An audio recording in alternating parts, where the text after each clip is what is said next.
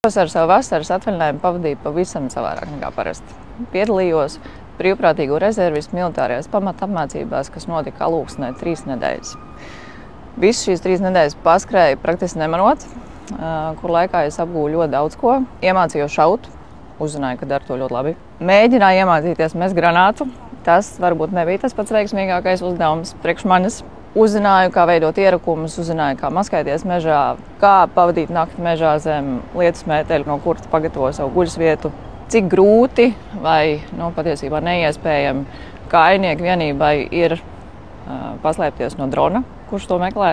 Un vēl ļoti daudz dažādas lietas un zināšanas un informācijas un iemaņas, par kurām, teiksim tā, vēl gadu atpakaļ pat nebija iedomājusies, ka man tas varētu interesēt. Noteikti no visas sirds ieteiktu ikvienam apdomāt iespēju piedalīties šajās apmācībās, jo, manuprāt, tās prakses un tās iemaņas un tās zināšanas, ko šeit iegūst, jo vairāk mums tā sabiedrībā būs, jo labāk būs mums visiem.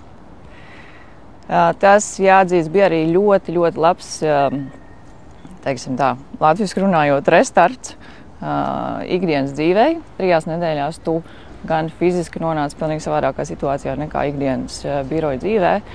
Un arī, protams, tāda emocionāli atslēdzies no tām ikdienas trūpēm un raizēm, kas tev ir. Un to es dzirdēju praktiski ļoti daudziem saviem nodaļas biedriem.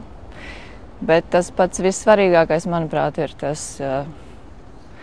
stāvā stāja, lepni paceltā galva un apņēmība sejā, kas bija gan man, gan visiem maniem biedriem brīdī, kad mēs nodevām karavīru zvērestu.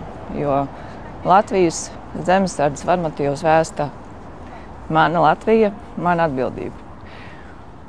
Un es tam ļoti ticu, un man liekas, ka tas ir ļoti svarīgi, ka mēs to apzināmies. Un ne tikai par drošību runājot, bet arī par mūsu valsts izaugsmi un attīstību, labklājību.